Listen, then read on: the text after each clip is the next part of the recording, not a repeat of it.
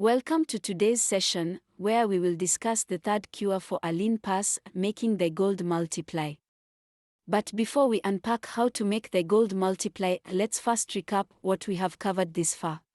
The first cure taught by the wealthiest man in Babylon is to begin thy pass to fattening.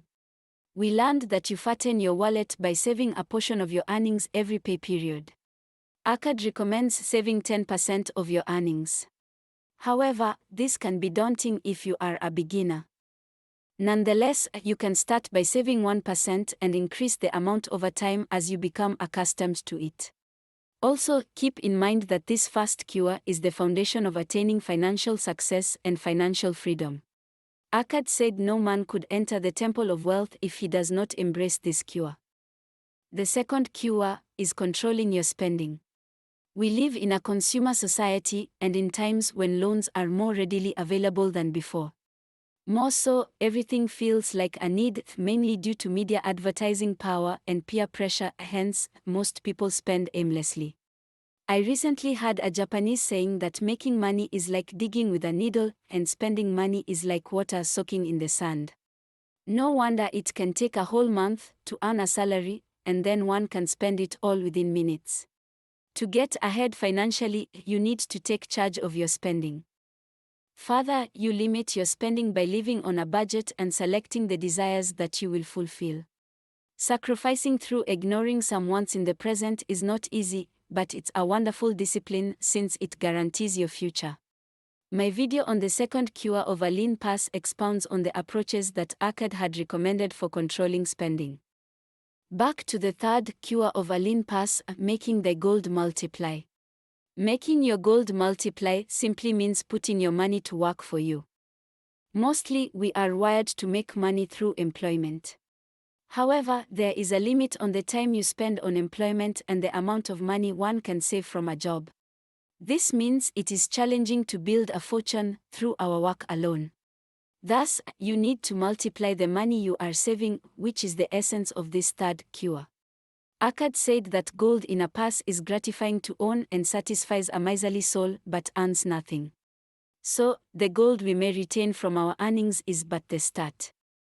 This points to us that saving is not the end by itself, but rather a means to accumulate the money you need to invest. The money earned by our investments is what builds our fortunes. Allow me to repeat this. I have heard people say, "Oh, you don't need to save money." Well, saving is the first critical step leading to the next stage of multiplying.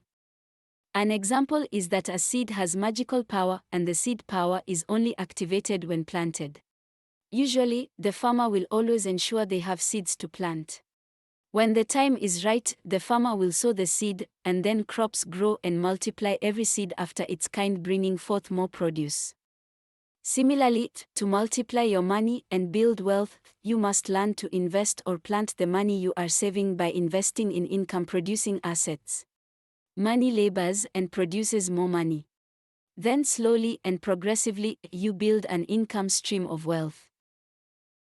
Again, Akkad said, "I tell you, my students, a man's wealth is not in the coins he carries in his purse, it is the income he buildeth, the golden stream that continually floweth into his purse and keepeth it always bulging."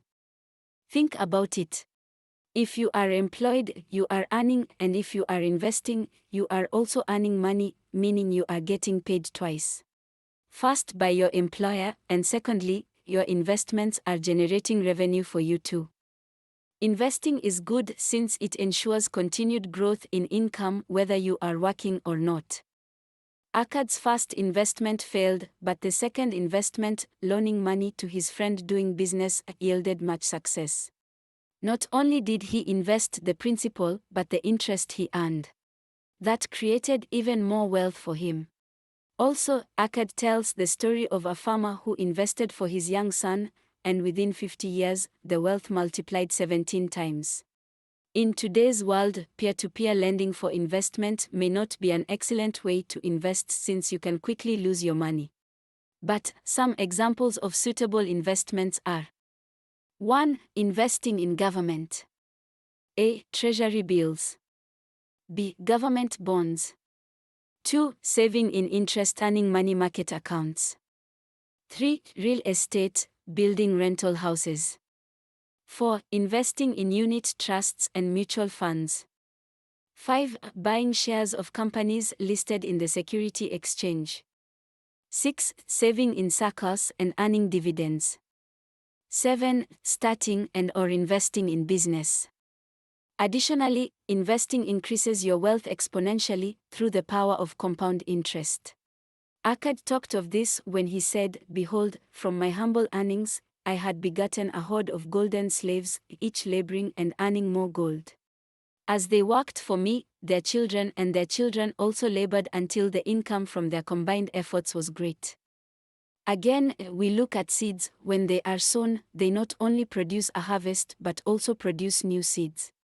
Thus, planting and sowing bring unending possibilities for further growth and plenty. Similarly, investing can generate similar repeating worthy cycles and indeed multiply your money. Lastly, do not invest in what you don't know. Always do your research or seek the help of an investment advisor before investing. Remember, what appeals to one person may not be your best option. Additionally, investments are risky. That said, the risks range from low risk to high risk. So, when investing, it's good to know the level of risk in each investment and make informed decisions. A recap of today's lesson is to put our money to work so that it may produce more money that will continue to fatten your purse. Secondly, you multiply your money by investing. That's it for today. If this video was informative, kindly hit the like button and share widely.